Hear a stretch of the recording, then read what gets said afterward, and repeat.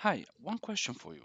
How do you deal with selectors, or how do you find the selector for an element that you cannot see?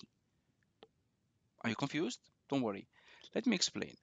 I'm here on the Lambda test playground where I saw something really nice, and that is an element which is there, but it's not there when I try to inspect it. Let me show you what I mean. So in order to see the issue, I need to add something to my cart. I need to go and do checkout. And in the checkout, I have here gift certificates. And let me just delete a couple of those. So if I do here test and then apply, you saw that, right? There was an error. And I want to see the error. I want to see that the error is correct. I want to um, I want to assert text to assert that it's there. I want to be able to add it to my test. However, at the moment, I cannot do that because I cannot see it. If it would be like here, then yeah, it's there. I can inspect this element and let's go down. It's here. And yeah, I can just get the selector and use it in my test. But how do I handle what I cannot see?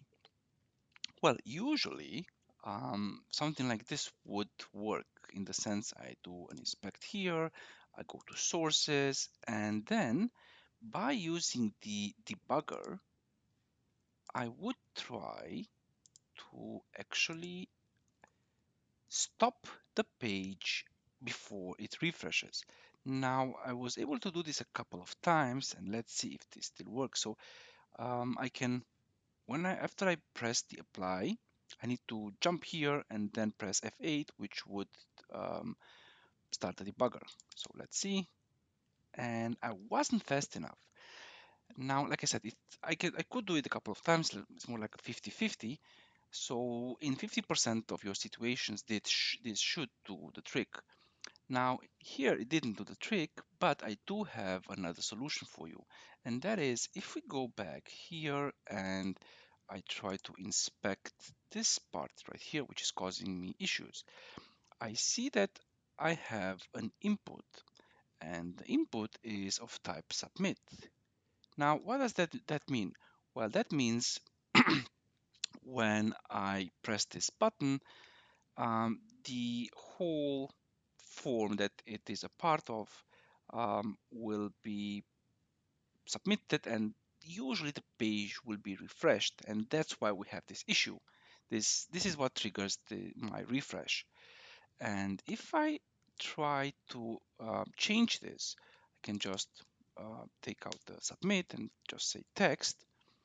And now if I click here, I do get the validation, so I do get the message back that the gift certificate is invalid. And also, I still see the error. So I can just go here, I do inspect, and I have my error class. I have my error message. I can work with this.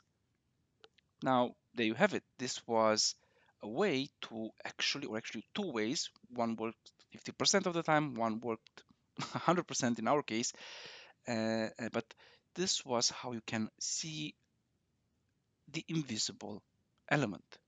As always, thank you for watching the video. If you liked the video, hit the button. Thank you again. Have a nice one, and I will see you next time. Have a good one, and bye bye.